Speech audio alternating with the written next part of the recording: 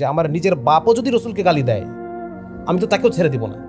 সুতরাং ওয়েস্টের যে সেকুলার মানদণ্ড, এই মানদণ্ডে আপনি কোনো হিউম্যানই না, আপনার কোনো হিউম্যান রাইটসই নাই, আমাদের এজেন্সি নাই, আপনার রক্ত রক্ত না, আপনার জমি জমি না, আপনার ইজ্জত ইজ্জত না, এবং আপনার আবেগ আবেগ না, আপনার অনুভূতি কোনো অনুভূতি না তাদের কাছে।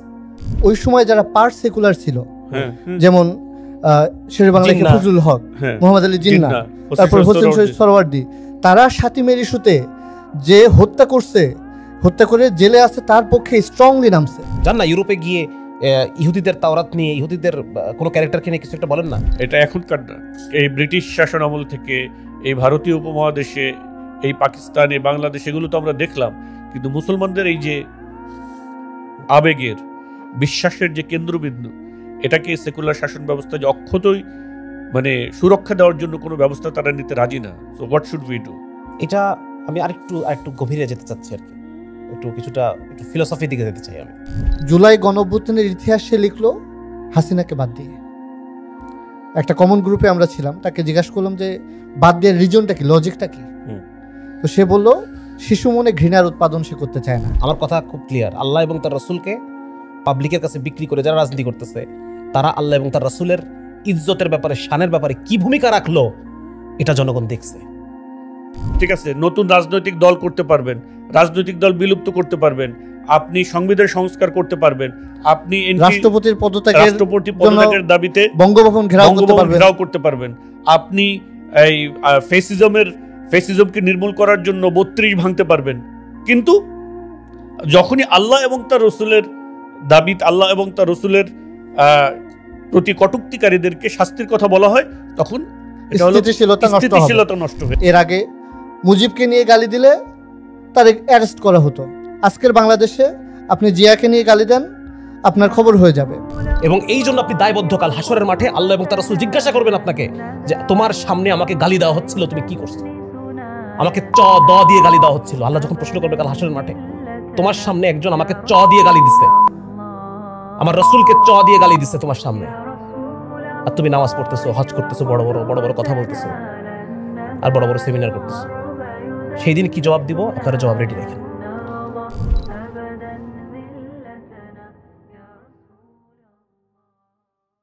ইন্নাল হামদুলিল্লাহ ওয়াসসালাতু ওয়াসসালামু আলা রাসূলিল্লাহ ওয়া মান তাবিআহুম বিইহসানিন ইলা ইয়াউমিদ্দিন। আমরা আজকের এখানে বসছি আমাদের দেশে চলমান একটি বার্নিং ইস্যুকে অ্যাড্রেস করার জন্য, আর সেটা হলো আমাদের প্রাণপ্রিয় নবী মুহাম্মদ সাল্লাল্লাহু আলাইহি ওয়াসাল্লামকে করা অবমাননা এবং তার প্রতি করা কটূক্তি সহ আল্লাহ তাআলার শানে বেয়াদবি, কোরআন, ইসলামের শিয়ার, অন্যান্য বিষয়গুলোর প্রতি অসম্মান এবং অবমাননা করার যে ধারা আমরা আমাদের সমাজে দেখছি, এই বিষয়টিকে আমরা কিভাবে দেখি, ইসলাম কিভাবে দেখে, এবং এর ঐতিহাসিক প্রেক্ষাপট ও পটভূমি কী, এবং একটি জাতি হিসেবে আমাদের এই বিষয়গুলোকে কিভাবে ডিল করা উচিত, সেজন্য আজকের আমরা স্টুডিওতে আমরা কয়েকজন বসেছি একত্রে। বিষয়টা নিয়ে আমরা কিছু আলাপ আলোচনা করব, কথাবার্তা বলবো, এবং আমরা বুঝতে চেষ্টা করব, কিছু হয়তো বুঝাতে চেষ্টা করব ইনশাআল্লাহ। আল্লাহ তাআলা আমাদেরকে তৌফিক দান করুন। আমার সাথে আছেন ডক্টর শামসুল আরিফিন শক্তি ভাই এবং আছেন ডক্টর মেহেদী হাসান ভাই। আসসালামু আলাইকুম ওয়া রাহমাতুল্লাহ। আসসালামু আলাইকুম। ওয়া আলাইকুম আসসালাম ওয়া রাহমাতুল্লাহ। শুরুতে আমি একটু প্রেক্ষাপট নিয়ে একটু বলি যে আসলে নবীজির শানে কটূক্তি করার যে ব্যাপারটা, আসলে এটার প্রেক্ষাপটটা কি, আসলে ঘটনাটা কি, এটা অনেক বেশি শোনা যায়। তো এটা কেন হয়, আসলে এটার পিছনে কারণটা কি থাকে যারা এটা করে থাকে? মূলত এটা আমি চিন্তা করে মূলত এইভাবে জিনিসটা আমার কাছে মনে হয়েছে যে দেখেন, এই পৃথিবীতে যত অনাচার, অবিচার, যত ফাহশা, যত মুনকার, যত অশ্লীলতা, যত যা কিছু খারাপ, যা কিছু স্যাটাটিক, এর সব কিছুর বিরুদ্ধে শক্ত যে প্রতিরোধ গড়ে তোলে বা নিষেধ করে এই সব কিছুকে, সেটা হলো ইসলাম। ডেফিনেটলি সেটা হলো ইসলাম। আর এই ইসলামের যে ভার্সন, মানে আদম আলাইহিস সালাম থেকে নিয়ে মুহাম্মদ সাল্লাল্লাহু আলাইহি সাল্লাম পর্যন্ত ইসলামের বিভিন্ন যুগে নবী এসেছেন ওই সময়কার শরিয়া নিয়ে। আর এর সর্বশেষ নবী মুহাম্মদ সাল্লাল্লাহু আলাইহি সাল্লাম। তো তারপর থেকে গোটা পৃথিবীর এই সকল অনাচার, অবিচার, জুলুম, নির্যাতন, অশ্লীলতা, যত খারাপ কিছু আছে সব কিছুকে প্রতিরোধ করার যে বয়ান, তার সর্বশেষ ভার্সন নিয়ে এসেছেন মুহাম্মদ সাল্লাল্লাহু আলাইহি ওয়াসাল্লাম। সুতরাং যারাই এই অন্যায়, অবিচার, জুলুম, নির্যাতন, অশ্লীলতা এবং খারাপ যা কিছুর পক্ষে আছে, তাদের সবার শত্রু হলো মুহাম্মদ সাল্লাল্লাহু আলাইহি ওয়াসাল্লাম। তো তারা চিন্তা করে দেখে যে একজন ব্যক্তি থেকেই মূলত এই দিন এসেছে, এই ইসলাম এসেছে। সুতরাং এই ইসলামের পক্ষ থেকেই খারাপের প্রতি যত আক্রমণ আসছে, সুতরাং ওই ব্যক্তিকে যদি খারাপ সাব্যস্ত করা যায়, ওই ব্যক্তির ব্যক্তিত্বকে যদি ধসিয়ে দেওয়া যায়, তাকে যদি অপমান, অপদস্থ করে ছোট বানানো যায়, তাহলে আমরা কিছুটা বেঁচে যাব হয়তো। সো এটা একটা অন্যতম কারণ আমার কাছে মনে হয়। আপনি রাসূল সাল্লাল্লাহু আলাইহি সাল্লামের ইন্তেকালের পরে অনেক মানুষ যখন মুরতাদ হয়ে গিয়েছিল মক্কাতে, তখন আপনার দেখবেন যে যে সকল অশ্লীল গায়িকা, ব্যভিচারী, ঠিক আছে, নারীরা, এরকম আরও যারা আপনার ভণ্ড, প্রতারক, নবুয়ত দাবিদার, অর্থাৎ সমাজের সবচেয়ে খারাপ মানুষগুলো, নিকৃষ্ট মানুষগুলো, যাদের ব্যক্তিগত ক্যারেক্টার, রাজনৈতিক মানে চিন্তাভাবনা সব কিছু all the way the devil, তারা কিন্তু মুহাম্মদ সাল্লাল্লাহু আলাইহি সাল্লামের বিরুদ্ধে গিয়েছে। এবং রাসূল সাল্লাল্লাহু আলাইহি সাল্লামের জীবদ্দশায়ও আমরা দেখেছি সমাজের এরকম কিছু মানুষ ছিল যারা আল্লাহ রসুলকে নোংরা কথা বলেছে, তার বিরুদ্ধে কবিতা লিখেছে এবং মুসলিমদের বিরুদ্ধে নানা রকম উস্কানি দিয়েছে। আপনার কাব বিন আশরাফ, তারপরে আবু রাফে, এরা এই ধরনের কাজ করেছে। তো রাসূল সাল্লাল্লাহু আলাইহি সাল্লামের সময় যারা করেছে তাদের প্রাপ্য এবং তাদের শাস্তি সাহাবা একরাম রাদিয়াল্লাহু তাআলা আনহুম আজমাইন তাদেরকে বুঝিয়ে দিয়েছেন। এবং যুগে যুগে আপনার এই ধারাবাহিকতা কিন্তু মুসলিম ইতিহাসে ছিল, যারাই এই কাজ করেছে মুসলিমরা তাদের প্রাপ্য বুঝিয়ে দিয়েছে, মেনে নেয় নাই কখনো। তো আমরাই ভারতীয় উপমহাদেশের মানুষ হিসেবে আমাদের এখানকার আসলে এই জনগোষ্ঠী, এই মুসলিম জনগোষ্ঠীর ইতিহাসটা কি, আমরা কি করেছি এ সম্পর্কে? আসলে এখানে প্রেক্ষাপটটা ভারতীয় উপমহাদেশের যে নতুন বিষয় এরকম না। আমরা দেখছি যে ব্রিটিশরাও যখন আমাদের শাসন করছে তখনও এই ইস্যুগুলো বারবার সামনে আসছে। আমরা দেখেছি যে রাসপাল নামক একজন প্রকাশক 1929 সালে রঙ্গিলা রসুল নামে একটা বই লেখে, সেখানে রসুল সাল্লাল্লাহু আলাইহি ওয়াসাল্লামকে নিয়ে নানা ধরনের কুৎসা রটনা করা হয়। তো এটার প্রতিবাদে মুসলমানরা ফুঁসে ওঠে, চারদিকে প্রতিবাদ ছড়াতে থাকে, বিক্ষোভ, সমাবেশ।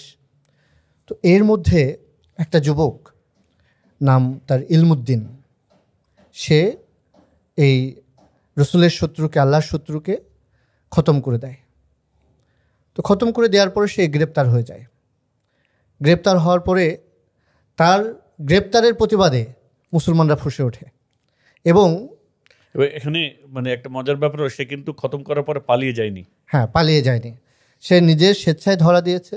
এবং তার আইনজীবী তাকে বলছে যে তুমি স্বীকার করো যে তুমি সুস্থ মস্তিষ্কে কাজটা করো নাই, তাহলে তোমার ফাঁসি হয়তো বাদ দেওয়া যাবে। ফাঁসি মানে একটু ভুল ত্রুটি করে, একটু উত্তেজিত হয়ে করে ফেলছি, এরকম কিছু বলো। কিন্তু সে বলছে যে আমি এই কাজের জন্য গর্বিত, মানে আমি না বুঝে করিনি তা না, এবং আমি আমার কাজের জন্য লজ্জিত না। তো এরপরে আসলে রায় তার বিপক্ষে যায়, মৃত্যুদণ্ড হয়। তো মৃত্যুদণ্ড হওয়ার পরে অনেক বিক্ষোভ হয় এবং তার জানাজা ছাড়াই দাফন করা হয়। ওই সময় আল্লামা ইকবাল সহ আরও অনেকে মিলে তার লাশটা আবার তুলে জেলের ভিতরে দাফন করা হয়েছিল, জেলের ভিতরে দাফন করা হয়েছিল। লাশটা আবার তুলে তার জানাজার ব্যবস্থা করে, ওই জানাজাতে 2 লাখ মানুষ শরিক হয়। সুবহানাল্লাহ। তো মানে মুসলিমদের প্রতি আল্লাহ রসুলের শাতিমদেরকে, আল্লাহ রসুলকে কটূক্তিকারীদের প্রতি মানুষের কি ঘৃণা ছিল, এবং যারা তাদের প্রাপ্য বুঝিয়ে দিয়েছে তাদের প্রতি মুসলিম জনগোষ্ঠীর কি ভালোবাসা ছিল। সেটাই আজকে আমরা যেভাবে দেখি যে মানে এই বিষয়টার প্রতি একটা নেগেটিভ মেন্টালিটি, তখন কি ছিল আসলে? আল্লামা ইকবালকে এই ইলমুদ্দিনের বাবা জানাজা পড়াইতে বলছে, কিন্তু আল্লামা ইকবাল বলছে যে আমার মতো পাপী বান্দা এরকম মহান ব্যক্তির জানাজা পড়ানোর যোগ্য না। সুবহানাল্লাহ। তো এরকম ভাবেই ঘটনাগুলো আনফোল্ডেড হতে থাকে। এরপরে সেখানে তার 2 বছর, তার পরের বছরই এখানে মনে হয় আরেকটা বিষয় ছিল যে দেখেন এই পার্সপেক্টিভটা, যে ওইখানে যারা যারা তার পক্ষে আইনগত লড়াই চালিয়েছে তাদের ভিতরে সেকুলার পলিটিশিয়ান লয়াররা ছিল। হ্যাঁ, কে কে যেন ছিলেন? মোহাম্মদ আলী জিন্নাহ ছিলেন। হ্যাঁ, মোহাম্মদ আলী জিন্নাহ তার পক্ষে লড়াই করছেন। হ্যাঁ, তো এরা কিন্তু সেকুলার ছিল, বাট স্টিল তাদের কাছে ইসলামের এই কোর বিষয়টা এতটা ক্লিয়ার ছিল যে সেকুলার পলিটিশিয়ান হওয়া সত্ত্বেও এই ব্যাপারে তাদের স্ট্যান্স ভেরি ক্লিয়ার ছিল। রাইট। এবং এখানে কোনো সংশয়বাদিতা কিংবা কোনো মানে হেজিটেশন ছিল না, কোনো সুশীলতাও ছিল না, কোনো সুশীলতা ছিল না। এরপরে দেখেন এর পরের বছর যে ঘটনাটা ঘটলো সেটা আরও ইন্টারেস্টিং। সেটা হচ্ছে ভোলানাথ নামে একজন রাসূল সাল্লাল্লাহু আলাইহি ওয়াসাল্লাম নিয়ে একটা ব্যঙ্গচিত্র আঁকে। তো এটার প্রতিবাদে সেমভাবে সারা ভারতবর্ষ ফুঁসে ওঠে। এবং যেহেতু আগের ঘটনারও মানে কোনো বিচার হয়নি ওইভাবে যে একটা আইন করবে যেটাতে এই সাতিম হওয়ার পথটা রুদ্ধ হবে, এরকম কিছু করা হয়নি, বা ভয় পাবে এরকম কিছু করা হয়নি। তো এই ঘটনাটা জারি থাকলো, এই ব্যঙ্গচিত্র প্রকাশ করলো। এরপরে আবার 2 ভাই, 2টা যুবক, তাদের বয়স 20-21 বছর, আবদুল্লাহ খান আর আমির আহমেদ, 2 জন ওই ভোলানাথের লাইব্রেরিতে গিয়ে তাকে খতম করে। তো এই খতম করার পরও তারা স্বেচ্ছায় গ্রেপ্তার হয়ে যায় এবং তারা দায় স্বীকার করে নেয়। তো দায় স্বীকার করে নেওয়ার ফলে আবার সেই ইলমুদ্দিনের মানে রিপিটেশন হবে, এটা মুসলিম নেতারা চায়নি। এজন্য হোসেন শহীদ সোহরাওয়ার্দী তার লড়ছে। তারপরে আমরা দেখি যে শেরে বাংলা একে ফজলুল হক, তিনি ওই সময় মুসলিম নেতাদের কাছে গিয়ে গিয়ে স্বাক্ষর সংগ্রহ করে ইংল্যান্ডের প্রিভি কাউন্সিলে পাঠাইছে যে এর সাজা মওকুফ করা হোক। এবং এটার ফলে সাময়িকভাবে স্থগিত হয়, কিন্তু শেষ পর্যন্ত এটা আর স্টে করে না, তাদেরকে মৃত্যুদণ্ডই দেওয়া হয়। তো এই সিলসিলা কিন্তু জারি আছে। আমরা দেখি যে তার ধারাবাহিকতায় আজও পর্যন্ত এই সেকুলার সিস্টেমে কোনো আইন তৈরি হয়নি যেটা দিয়ে এই সাতিম হওয়ার পথকে রুদ্ধ করা যায়। তার মানে হলো যে এখানে আমাদের সেকুলার পলিটিশিয়ানরা, রাষ্ট্র ব্যবস্থা এই ধরনের একটা নোংরা বিষয়কেও প্রতিরোধ করার জন্য আসলে কার্যত কোনো ব্যবস্থা কখনোই তারা গ্রহণ করেনি। আচ্ছা, অনেকে মানে এই ধরনের কথাবার্তা বলে যে এটা এটা নাকি বাক স্বাধীনতা, যে যার খুশি তাই বলবে, এটা নাকি বাক স্বাধীনতা। সো আপনাদের কি মনে হয়, এটা কি বাক স্বাধীনতা হতে পারে? আচ্ছা, বাক স্বাধীনতা হলে তো এটা সব ধর্মের ক্ষেত্রে প্রযোজ্য হওয়ার কথা, তাই না? সব ধর্মের সেন্ট্রাল ফিগারদেরকে অপমান করা, অপদস্থ করা, তাদেরকে দিয়ে গালিগালাজ করা, এটা যদি বাক স্বাধীনতার অংশই হয় তাহলে তো এটা সব ধর্মের ক্ষেত্রে হওয়ার কথা।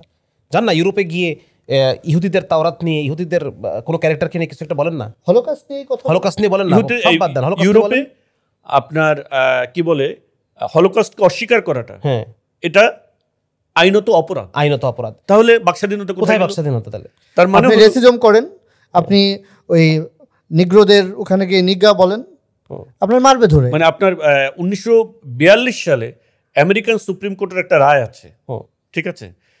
ওখানে আপনার কিছু কিছু যেসব বাক্য অন্যকে উস্কে দেয়, অন্যকে আপনার আহত করে এমন প্রবলভাবে যে সে ক্ষুব্ধ হয়ে কোনো কিছু করতে পারে, এই ধরনের শব্দগুলো বাক স্বাধীনতার যে ফ্রেম, এই ফ্রেমের মধ্যে এইসব শব্দ, এইসব আচার আচরণ এগুলো থাকবে না, সুরক্ষা পাবে না।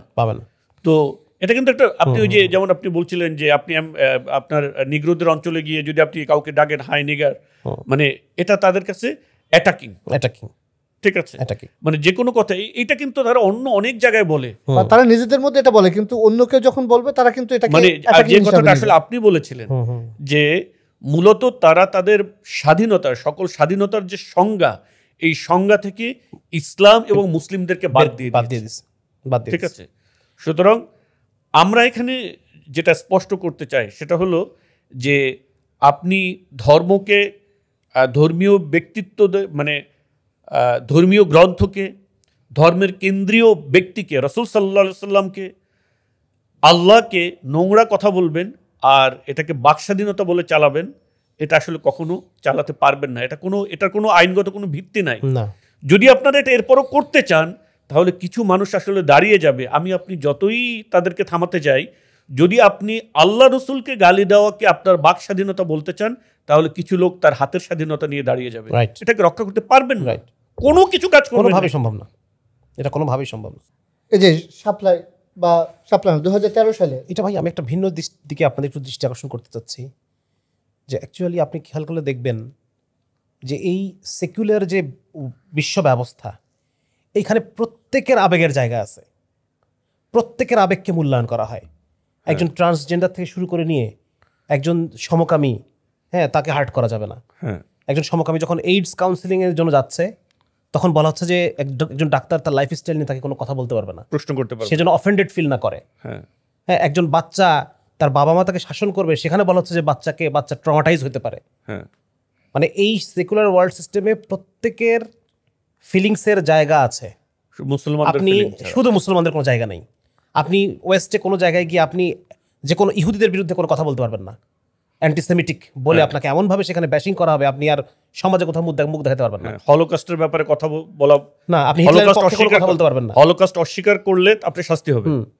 মানে ইভেন আপনি মানে কোনোখানেই আপনি একটা খ্রিস্টান অধ্যুষিত দেশে গিয়ে সেখানেও আপনি দেখবেন যে সেখানে আপনি জিসাস নিয়ে কোনো কথা, উনি তো আমাদের নবী, আমরা তো বলবো না, বা এগুলোকে কন্ডেম করা হয়। শুধুমাত্র মুসলমানদের ক্ষেত্রে এটা ব্যতিক্রম। সবখানে মুসলমানদের আবেগ অনুভূতির কোনো জায়গা এই সেকুলার ওয়ার্ল্ডে কোথাও নাই, এই সেকুলারদের কাছে নাই।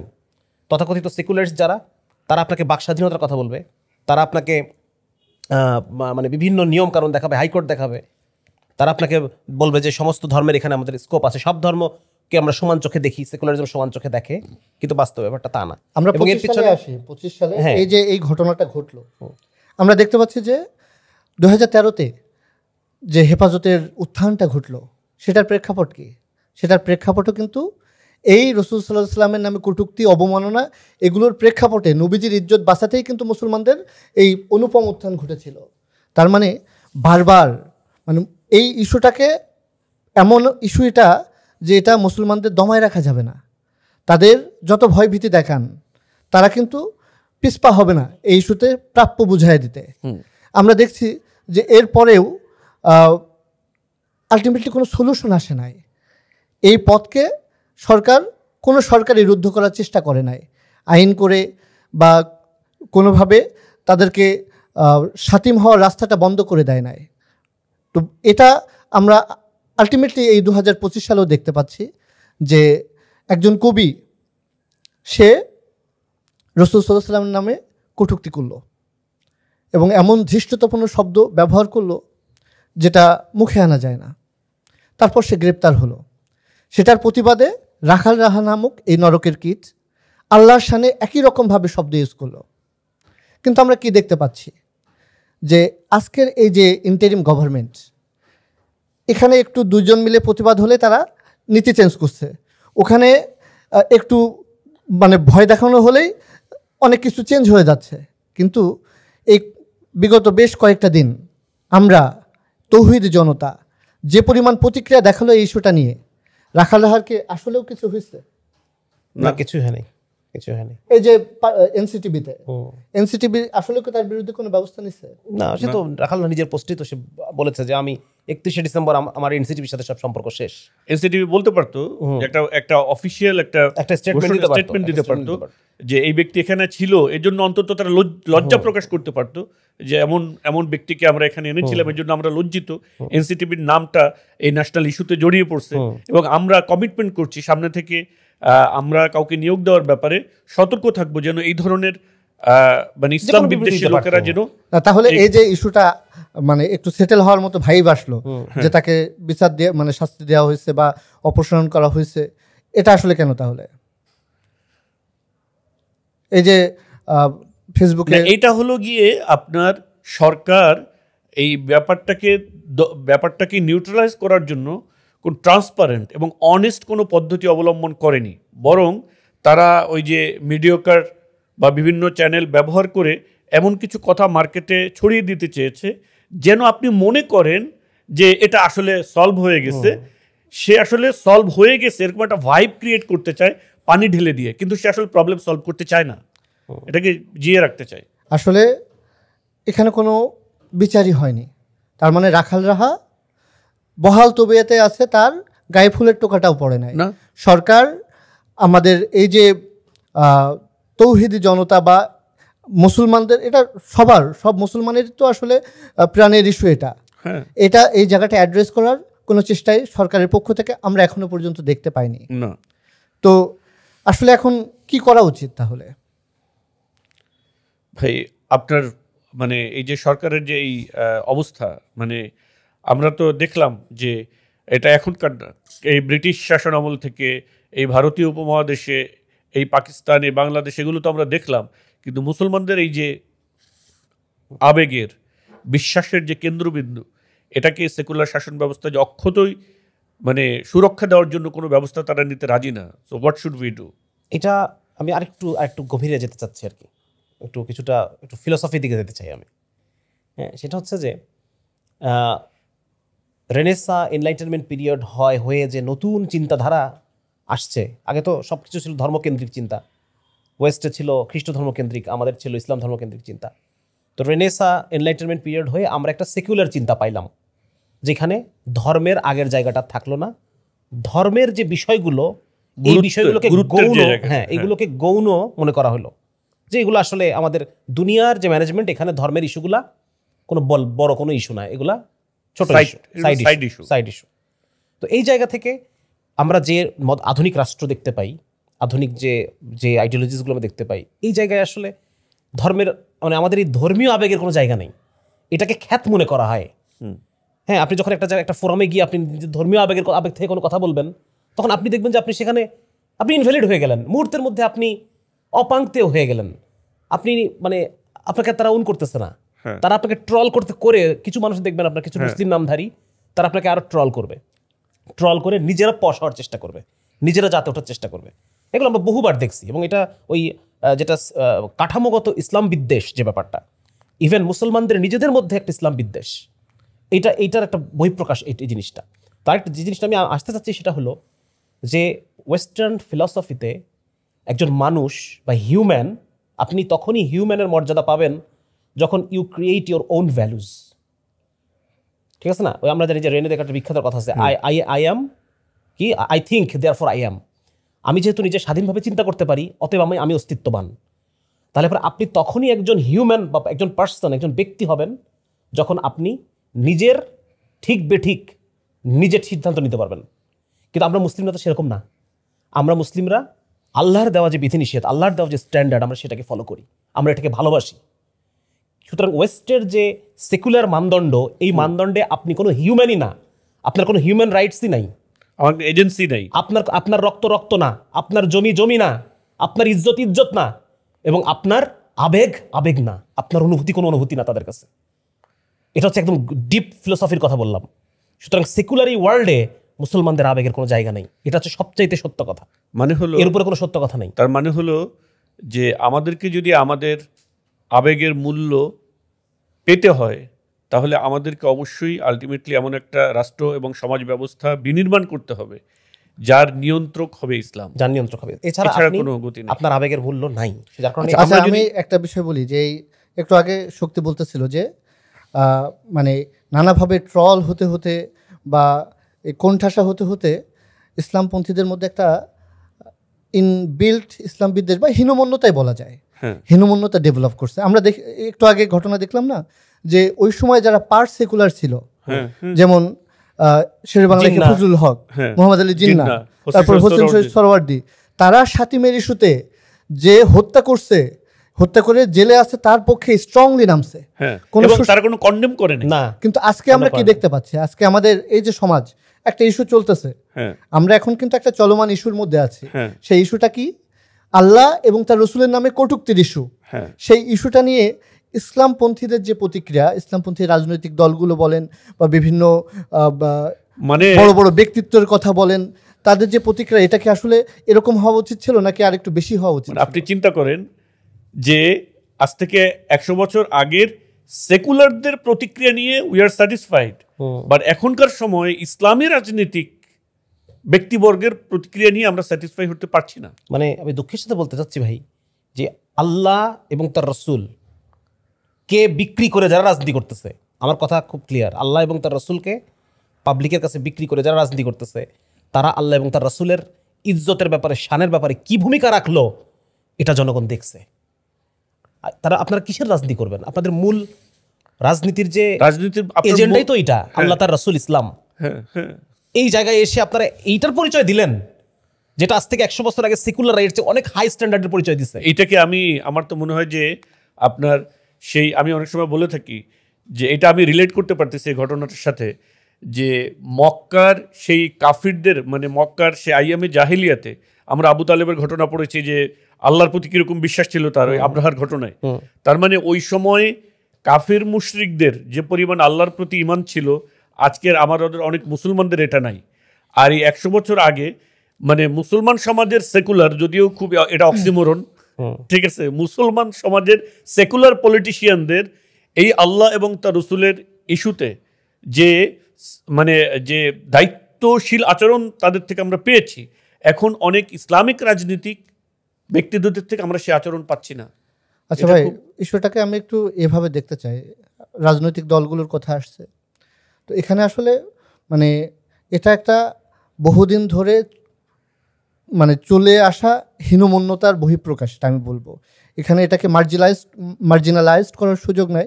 আমাদের এখন যে কাজটা করতে হবে, এই ইস্যুগুলোকে আমাদেরকে এমনভাবে মুসলিম আইডেন্টিটির জায়গা থেকে তুলে ধরতে হবে যেন তারা তাদের রাজনীতি বাঁচাতে বা যে সমস্ত পপুলিস্ট এজেন্সি বাঁচাতে, এজেন্সি বাঁচাতে তারা যেন এইসব ইস্যুতে ইনভলভ হয়।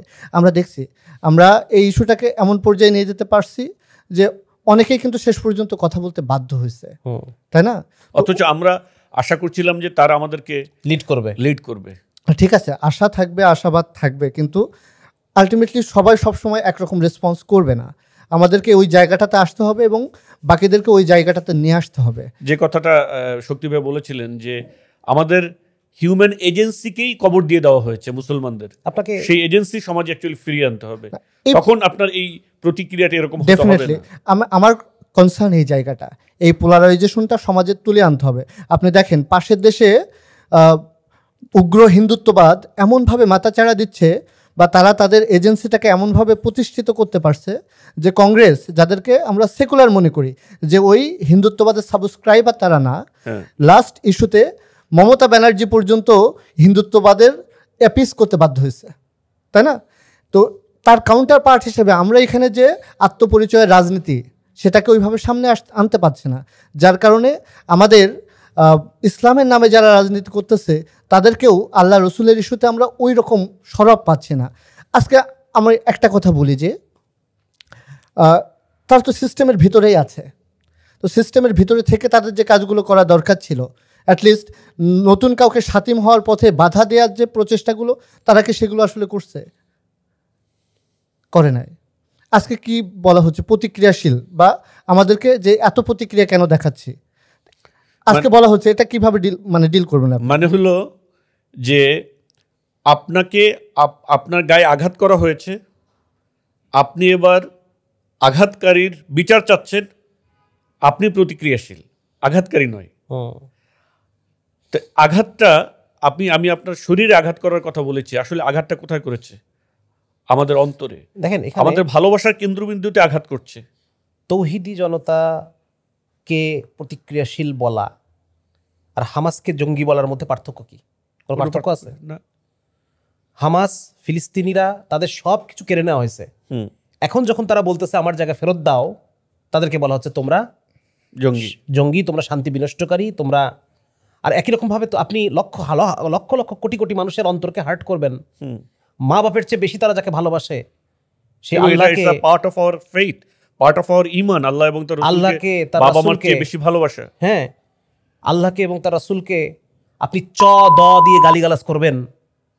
আর কটূক্তি বললে ভাই, আমি কটূক্তি বলতে রাজি না। কটূক্তি অন্য জিনিস, এটা তো গালাগালি।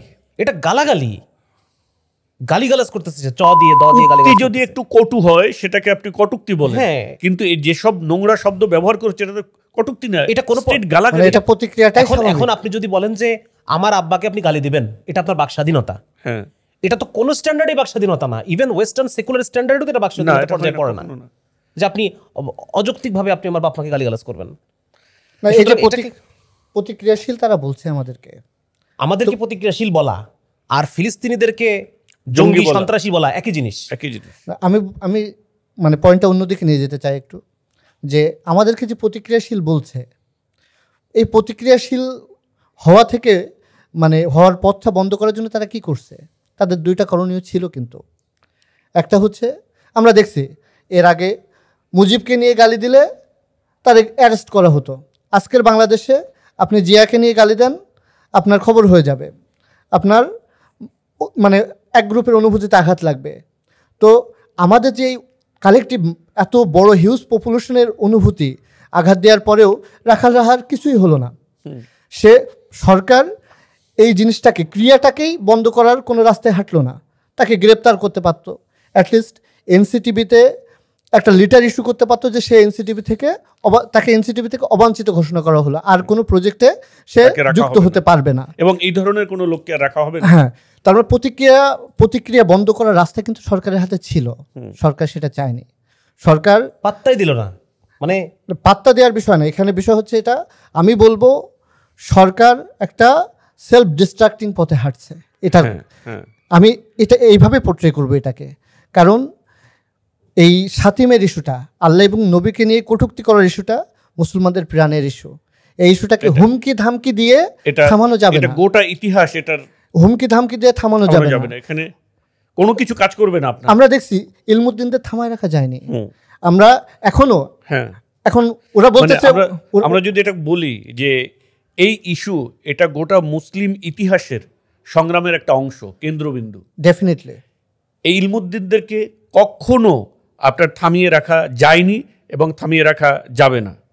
আমরা দেখছি যে এর আগে মাত্র ভারত উপমহাদেশের সময় এখানকার সেকুলার পলিটিশিয়ানরা পর্যন্ত এই ব্যাপারে অনেক দায়িত্বশীল আচরণ করছেন, যেটা আমরা বর্তমান সময়ে এসে আমরা দেখছি সেকুলার পলিটিশিয়ান তো দূরের কথা, উঠতি পলিটিশিয়ান যারা সামনে পলিটিক্স করার আশা করতেছে তারা পর্যন্ত এই বিষয়টা থেকে দূরে সরিয়ে নিচ্ছে নিজেদেরকে। ডেফিনেটলি আমরা দেখতেছি তো আজকে সমন্বয়করা সবকিছু নিয়ে কথা বলে। হ্যাঁ, আমরা দেখতেছি কোথায় সশব্দে বায়ু নিঃসরণ করলো সেটা নিয়েও তারা কথা বলে, অথচ এত বড় একটা ইস্যু, মানে পিন পতন নিরাপত্তা, তারা একটা কথা বলে। এবং তারা তাদের পেজ থেকে একটা প্রতিক্রিয়া তারা প্রকাশ করেছিল উইদিন ফিউ আওয়ার্স, না যদি ফিউ মিনিটস, তারা সেটাকে আবার ডিলিট করে দিয়েছে। তো আমি এই জায়গাটাতেই বলছি যে এই ইস্যুটাকে হুমকি ধামকি দিয়ে দমন করার ইস্যু না, কিন্তু এটা এমন ইস্যু যে ইস্যুর সামনে যদি ফাঁসির দড়ি থাকে, বহু মুসলমান এমন আছে যারা ওই কাজটা ঘটায় স্বেচ্ছায় ফাঁসির দড়িতে ঝুলবে। তো এই জায়গাটাকে যদি রাষ্ট্রের অ্যাড্রেস করতে হয়, কারণ এটা রাষ্ট্রের স্থিতিশীলতার সাথে জড়িত, তাহলে রাষ্ট্রকে উচিত আইন করে এই জায়গাটা বন্ধ করে দেওয়া, সাতিম হওয়ার রাস্তাটা বন্ধ করে দেওয়া। ইতিহাস এখানে সাক্ষী যে এই ইস্যুকে কখনো আপনি দমন, মানে ইলমুদ্দিনদেরকে আপনি দমন করতে পারবেন না। এবং এই ইস্যু সবসময় বড় বড় আন্দোলনের জন্ম দিয়ে গিয়েছে। এবং হেফাজত এর মতন বাংলাদেশের ইতিহাসে আপনি যদি বলেন সবচেয়ে বড় আন্দোলনের একটা, হেফাজত জন্মগ্রহণ করেছে এই সাতিমের ইস্যুতে। এবং যদি সরকার এসব ব্যাপারে সিনসিয়ার না হয় এবং এনাফ প্রোটেকশন মুসলিমদের এই ভালোবাসার কেন্দ্রকে সরকার দিতে ইচ্ছুক না হয়, কার্যকর কোনো ব্যবস্থা গ্রহণ না করে, তাহলে এমন আরও বড় বড় আন্দোলন জন্ম নেবে এবং এটুকু সরকার কন্টেইন করতে পারবে না।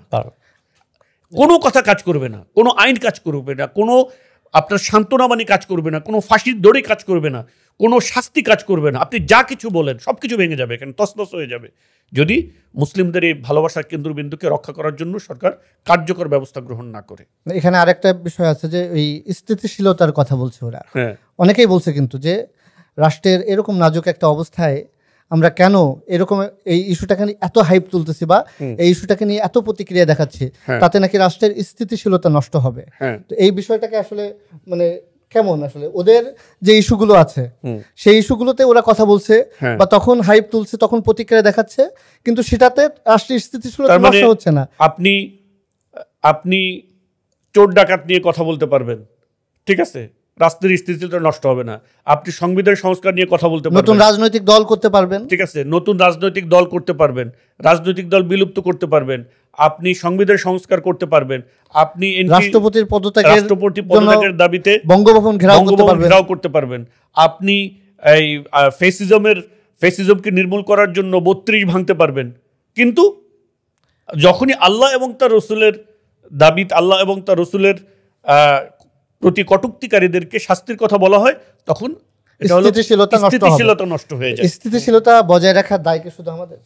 সেটাই, মানে প্রবলেমটা তো ওইখানে যে আপনি লক্ষ্য করলে দেখবেন যে এই জুলাইয়ের গণ অভ্যুত্থানে ইসলামপন্থী মানুষদের যে অবদান, হ্যাঁ, এটা তো আমরা বারবার যত দিন যাচ্ছে আমরা এটা আরও ভালোভাবে উপলব্ধি করতে পারতেছি। ইসলামের স্পিরিট নিয়ে তারা আন্দোলনে গেছে, তারা শহীদ হয়েছে, তারা আহত হয়েছে, আহতরা বলছে যে আমরা একটা ইসলামের বাংলাদেশ চাই। তো এই জায়গায় দেখেন যে এই জুলাইয়ের গণ অভ্যুত্থানে ইসলামপন্থীদের এত স্টেক থাকা সত্ত্বেও গত 7টা বছর যদি আপনি অ্যানালাইসিস করেন, 7টা মাস যদি আপনি অ্যানালাইসিস করেন, আপনি দেখবেন যে এখানে আপনি একের পর এক তাদেরকে শুধু বঞ্চিতই করা হচ্ছে।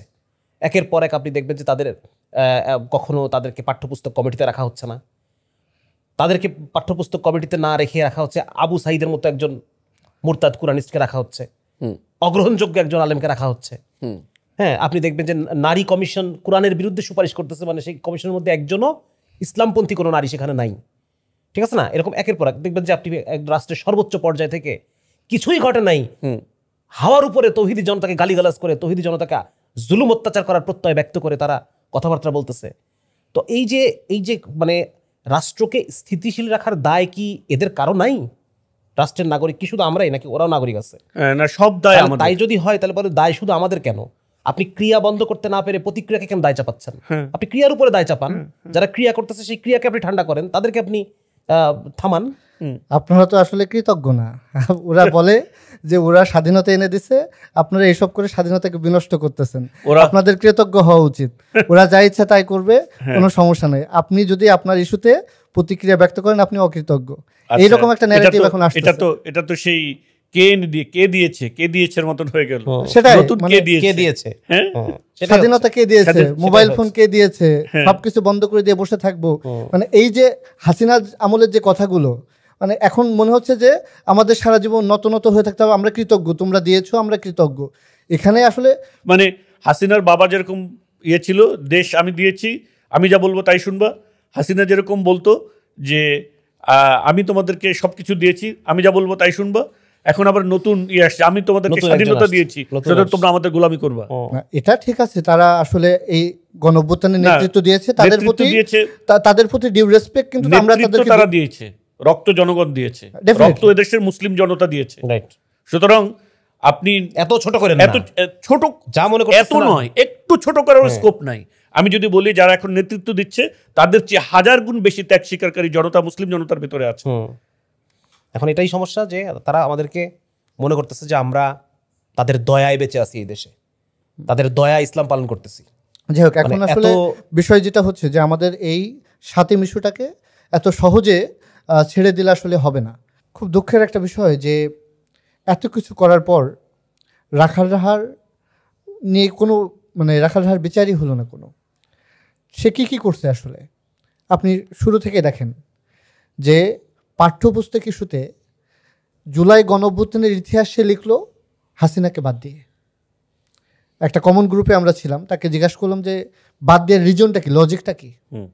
তো সে বলল শিশু মনে ঘৃণার উৎপাদন সে করতে চায় না। চিন্তা করেন মানে কি ফাজিল, যে হাসিনা পাখির মতো গুলি করে শিশুদের মারছে, তরুণদের মারছে, সেই হাসিনার নাম সে নিয়ে আসে নাই, শিশু মনে ঘৃণা উৎপাদন করতে চায় নাই বলে।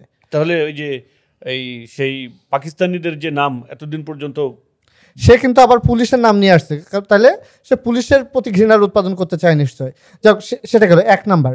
2 নাম্বার হচ্ছে আদিবাসী ইস্যুটা নিয়ে আপনারা দেখছেন যে লাস্ট বেশ একটা শোরগোল হয়ে গেল, একটা অস্থিতিকর পরিস্থিতি তৈরি হয়ে গেল। এই আদিবাসী ইস্যুটার পেছনের কারিগর হচ্ছে রাখাল রাহা। সেই এই গ্রাফিতিটা ঢুকাইছে। তাহলে দেখেন যে বারবার অস্থিতিশীল করার প্রচেষ্টা কিন্তু রাখাল রাহাত ছিল। সাথে ইস্যুটাই মানে এই যে আল্লাহ নামে কটূক্তি করার ইস্যুটাই যে প্রথম তা না, কয়েকটা ইস্যু যেখানে আজকের সমন্বয়কদের রাজনীতি হচ্ছে জুলাই, সেই জুলাইয়ের ইতিহাসকে বিকৃত করলো রাখাল রাহা, সেটা নিয়ে তারা চুপ, তারা নীরব। এটা আসলে আমাকে আশ্চর্য করে। আর একটা বিষয় হচ্ছে যে এই তিনবার সে আনস্টেবল করার চেষ্টা করলো, আনস্টেবিলিটি ক্রিয়েট করার চেষ্টা করলো দেশে। এরপরেও সরকার এখনও পর্যন্ত তাকে গ্রেপ্তার করে নাই। এটা খুবই দুঃখজনক। এবং আমি বলবো সরকার যদি চায় দেশের স্থিতিশীলতা বজায় রাখতে, ইস্যুগুলো ডিল করতে, এইরকম বদমাইশগুলোকে গ্রেপ্তার করতে। দেখেন একটা কথা উঠতেছে যে নানা রকম প্ল্যান করতেছে। ইমরান বিন বশির নামক একজন কওমি মাদ্রাসা আলেম, সে অনেক কিছু লিখতেছে। তো অনেকে বলতেছে যে এটা হত্যা করবে, হত্যা করে তৌহিদি জনতার কাছে দায় চাপাবে, সরকারকে আনস্টেবল করতে চেষ্টা করবে। তো সরকারের কি উচিত না এইগুলোকে গ্রেপ্তার করে অ্যাটলিস্ট এই বিচারের মুখোমুখি করা, যাতে অন্য কেউ হত্যা করতে না পারে। মানে এটা যদি আপনি পলিটিক্যাল এবং রাষ্ট্রীয় পার্সপেক্টিভ থেকে দেখেন, তাও তো তাদের করা উচিত ছিল। কারণ ইমরান বিন বশির নামে সে আরেক সাতিম, সে আপনার সে টুপিওয়ালা সাতিম, দাড়িওয়ালা সাতিম, কন্টিনিউয়াস উস্কানি দিয়ে যাচ্ছে, সে নোংরা কথাবার্তা লিখে যাচ্ছে, তারও একই কনসিকুয়েন্স ডিজার্ভ করে সেও। তো এখানে আসলে আমার কাছে যে জিনিসটা মনে হয়, আসলে এখানে রাখাল রাহা আসলে মূল বিষয় না। মূল বিষয় হলো যে এটা একটা মিছিল, এটা একটা ধারাবাহিক কার্যক্রমের একটা পার্ট হলো রাখাল রাহা। আমরা দেখেছি যে একের পর এক বিভিন্ন সময়ে আপনার এই ধারাবাহিকভাবে আপনার মুসলমানদের আবেগ অনুভূতিতে, ধর্মীয় অনুভূতিতে, আল্লাহ এবং তার রসুলকে কেন্দ্র করে যে তারা আঘাত, এটা কিন্তু তারা সব সময় করে আসছে। এটা Rakhal Raha is just a part of it. ঠিক আছে, আমরা ভেবেছিলাম যে ৭১-এর যে ন্যারেটিভ, ৭১-এর ন্যারেটিভকে সম্পূর্ণ অ্যান্টি ইসলামিক একটা ন্যারেটিভ হিসেবে দাঁড় করানো হয়েছে এই দেশে। এই ন্যারেটিভের কারণে এই দেশে অ্যান্টি ইসলামিক এলিমেন্টগুলো আপনার ফুলে ফেপে বসেছিল দীর্ঘদিন। জুলাই অভ্যুত্থানের পরে আমাদের এক্সপেকটেশন ছিল জুলাই অভ্যুত্থান হলো এদেশের সেই যে অ্যান্টি ইসলামিক ন্যারেটিভ ৭১-এরটা বাস্তবায়ন করা হয়েছে, তার একটা কাউন্টার ন্যারেটিভ এস্টাবলিশড হবে, যেটা হবে এই দেশের গণমানুষের আবেগ অনুভূতির প্রতি শ্রদ্ধাশীল, ধর্মের প্রতি সে শ্রদ্ধাশীল হবে। এটা আমরা ভেবেছিলাম, কিন্তু জুলাইয়ের পরেও আমরা সেই একই চিত্র দেখতে পেয়েছি যে একটা মানে গোষ্ঠী বারবার একই কাজ করে যাচ্ছে। এবং এখানে মূল ভিকটিম কারা দেখেন, একই জনগোষ্ঠী, মুসলিমরা বারবার রক্ত দিবে, আর মুসলিমরাই বারবার কিন্তু আপনার ভিকটিম হবে। ঠিক আছে, এখানে আমরা একটা স্পষ্ট বার্তা দিতে চাই যে এটা মুসলিমদের জমিন, এই জমিন মুসলিমদের। সুতরাং এই জমিনে যদি কেউ মুসলিমদের আবেগ অনুভূতির প্রতি আঘাত করে এবং আল্লাহ এবং তার রসুলের মতন সেন্সিটিভ জায়গায় যদি কেউ আঘাত করে, নোংরা কটূক্তি করে, তাহলে তাদেরকে এই জমিনের বাসিন্দারা ছেড়ে দিবে না, তাদেরকে অবশ্যই তাদের কনসিকুয়েন্সের মুখোমুখি করে ছাড়বে ইনশাআল্লাহ। জিনিস হচ্ছে যে মানে আল্লাহ এবং তার রসুল যে আমাদের মানে মুসলমানদের অন্তরের কোন জায়গাটা জুড়ে থাকে, এটা খুব সম্ভবত সেকুলার ওয়ার্ল্ড বুঝতে পারে না। কারণ সেকুলাররা তো এই সমস্ত জায়গাগুলোকে বিসর্জন দিয়েই সেকুলার হয়, তাই না? সুতরাং মুসলমানদের যে আবেগ অনুভূতির যে জায়গাটা, এটা যে কত বড় জায়গা, এই বিষয়টা এরা বারবার বুঝতে ব্যর্থ হচ্ছে। তো এই জায়গায় আমি এখানে জাস্ট একটু অ্যাড করে দিতে চাই যে সেদিন একজন ভাই বলতেছিলেন যে আমার নিজের বাপও যদি রসুলকে গালি দেয়, আমি তো তাকেও ছেড়ে দিব না। তাহলে সুতরাং এই জায়গাটা সেকুলার ওয়ার্ল্ড বুঝতে ব্যর্থ হচ্ছে। সুতরাং তাদের উদ্দেশ্যে বর্তমান যারা সেকুলার শাসক আছে আমাদের, তাদের উদ্দেশ্যে বলবো যে দেখেন, আপনারা আপনাদের দেশ চালাচ্ছেন আপনাদের মর্জি মতো, আমরা টু সাম এক্সটেন্ট যেহেতু আপনার দেশে আসি, আমরা এটাকে মেনেই নিছি, এক ধরনের কথা বলা যায়। কিন্তু আপনাদের যে বারবার যে উস্কানি এবং আমাদের যে বিশেষ জায়গাটায় আপনারা বারবার উস্কানি দিচ্ছেন, আপনাদের কি ধারণা, মানে মানুষের কি কোনো টলারেন্স লিমিট নাই? আমাদের এই মুসলমান ভূখণ্ডে মুসলমানদের আপনারা কি ধৈর্যের পরীক্ষা নিচ্ছেন বারবার? এবং আমি সরকারের সদিচ্ছাকে প্রশ্ন করতে চাচ্ছি যে আপনারা তো চাইলে এটা পারতেন। আমি এখানে আপনার সাথে একটা কথা অ্যাড করতে চাই যে মানে ইসলামিক পার্সপেক্টিভ থেকে এই সেকুলার এই তাগুত রাষ্ট্র কিছু করবে, we do not expect that. Exactly, ঠিক আছে, এক্স্যাক্টলি। আমরা আপনাদের কাছে, রাষ্ট্রের কাছে যে এই কথা বলছি, এর অর্থ এই না আমরা ইসলামিক দিক থেকে আপনার লেজিটিমেসি দিচ্ছি। এটা একটা সেকুলার স্টেট, এটা একটা তাগুত স্টেট এবং নন ইসলামিক স্টেট। আমরা আপনাদের কাছে কোনো ইসলামিক দাবি দাওয়া নিয়ে আসছি না, ডেফিনেটলি না। আপনার এই দেশে যে জনগোষ্ঠী বসবাস করে, আপনি আপনার শাসন ব্যবস্থাকে স্থিতিশীল রাখার স্বার্থে আপনি এই কাজ করবেন, আপনি এটা করতে বাধ্য। এবং দ্বিতীয়ত যেটা আরেকটা বিষয়, যেটা সেটা আমি ব্যক্তিগতভাবে আমি এটা অ্যাড করি, যে এই বাংলাদেশের যে ধর্মপ্রাণ জনগণ, তাদের ভাষাটা বোঝার মতো কেউ নাই, তাদের ভাষাটায় কথা বলার মতো কেউ নাই। আমি এই জায়গায় বলতে চাই যে আমরা আপনাদের ভাষাকে ধারণ করতেছি, এবং সেকুলারদের বিচার, মানে সেকুলাররা আমাদের এই ইস্যুর বিচার করবে, এটা আমরা আশা করি না তাদের কাছে। কিন্তু আমরা এই দাবিটা, এই যে প্রেশারটা, এটা আমরা চিরকালই আমরা এই প্রেশারটা দিয়ে যাব। এই কথাটা আমরা বারবার বলেই যাব যে তোমাদেরকে বিচার করতে হবে। এটার কারণ হচ্ছে তোমরা এটা কমিটেড বিচার করার জন্য। তোমরা দেশকে স্থিতিশীল রাখতে চাও, আবার তোমরা মানে আমাদের ইমোশনাল যে অ্যাটাক, এটাকে তোমরা অ্যাড্রেস করবা না। উল্টা কিছু হয়ে গেলে পরে সেই দায় আবার আমার উপর চাপাবা। দায় তো তোমার, দোষ তো তোমার। সুতরাং তুমি এটা করতে বাধ্য। যদি তুমি স্থিতিশীলতা চাও, তোমাকে এটা করতে হবে। এই দাবি হচ্ছে আমাদের রাষ্ট্রের ধর্মপ্রাণ। মানে এখানে অ্যাকচুয়ালি আমি বরং মানে কোনো অনুরোধ না, কোনো দাবি, এবং এটা তোমাকে করতে হবে। হ্যাঁ, কারণ তুমি স্থিতিশীলতা চাচ্ছ। এই জন্য আমাদের এখানে যে অনেকে আমাদের যারা মানে মুসলিম এবং যারা এই ব্যাপারটার প্রতি অত্যন্ত মানে আবেগপ্রবণ, স্বাভাবিক কারণেই তাদের অনেকে মনে করছেন যে আমরা এই রাষ্ট্রের কাছে অনুনয় বিনয় করছি। ব্যাপারটা আসলে মোটেও তা নয়। এই রাষ্ট্রের যে অবস্থা, এটা আমাদের কাছে স্পষ্ট।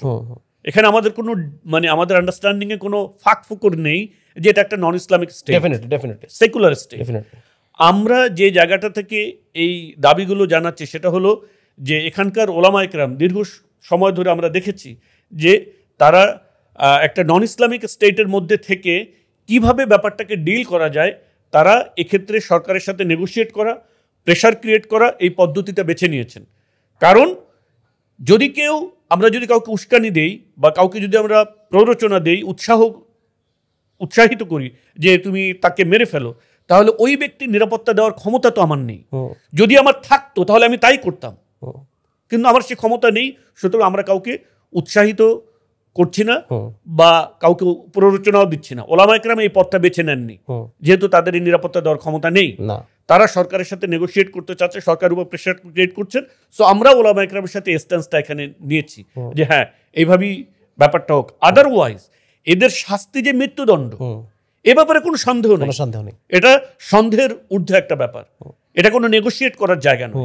কিন্তু যেহেতু আমরা একটা সেকুলার স্টেটের মধ্যে আছি, সুতরাং রাষ্ট্র যে এটাকে মৃত্যুদণ্ড হিসেবে দিবে এটা আমরা আশা করছি না। বাট রাষ্ট্রীয় স্থিতিশীলতার জন্য অন্তত যে মিনিমাম ব্যবস্থা, সেটা তো রাষ্ট্র তার কমন সেন্স থেকেই নেওয়ার কথা। এবং একটা জিনিস একটু আমি যেটা বললাম যে আমাদের যারা ধর্মপ্রাণ তাওহীদি ভাইয়েরা, আমার বাংলাদেশে 90% মানুষ আল্লাহ এবং তার রাসূলের এই ব্যথায় তাদের অন্তর ক্রন্দনরত। আমরা বলতে চাই, ভাই আমরা আছি, আমরা আপনাদের ভাষায় আমরা কথা বলতেছি। আপনাদের ভাষা কেউ অন করে না, আমরা করি। আমরা আপনাদেরই অংশ, আমরা তাওহীদি জনতার অংশ, এবং আপনার ভাষা আমরা অন করি। এই মেসেজটা আমরা তাওহীদি জনতাকে, বাংলাদেশের ধর্মপ্রাণ মুসলমান জনগোষ্ঠীকে আমরা এই মেসেজটা দিতে চাই। আর একটা মেসেজ দিতে চাই, সেটা হচ্ছে আজকে যদি রাখাল রাহা কোনো প্রকার শাস্তির মুখোমুখি হওয়া ছাড়াই পার পেয়ে যায়, তাহলে এই জমিনে আল্লাহ এবং তার রসুলকে কটূক্তি করার রাস্তা আমরাই ওপেন করে দিলাম। ইমাম মালিক রহিমাহুল্লাহ বলছেন যে আল্লাহ রসুলকে গালি দেওয়া হলে এই উম্মার কারোর বেঁচে থাকার কোনো অধিকার নেই, দরকার নেই। তো সেই জায়গা থেকে আমি বলতে চাই, রাখাল রাহাকে যদি কোনো রকম শাস্তির মুখোমুখি করা ছাড়াই আমরা থেমে যাই, তাহলে উম্মাহ হিসাবে আমরা দায়ী থাকব। হাসরের ময়দানে রাসূল সাল্লাল্লাহু আলাইহি সাল্লামের হাউজে কয়সারের পর্যন্ত পৌঁছানোর মানে কোনো হক আমাদের থাকবে না, কোনো অধিকার আমাদের থাকবে না। আমরা জবাবদিহিতা আওতায় পড়ে যাব।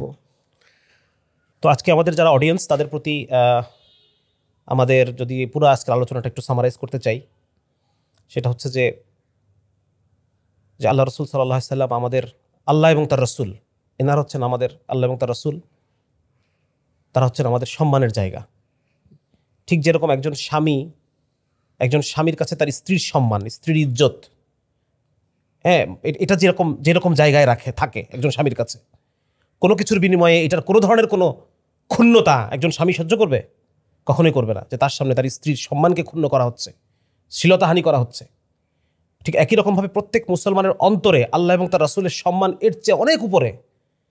তো আজকের সেকুলার দুনিয়াকে আমরা এটা বুঝাই দিতে চাই যে তোমরা যেটা মনে করতেছো যে তোমাদেরকে আমরা এই সমস্ত আল্লাহ এবং তার রাসূলকে নিয়ে তোমরা কথা বলবা আর তোমরা পার পেয়ে যাবা, এটা আসলে কখনোই হবে না। এটা ইতিহাসে কখনো হয় নাই।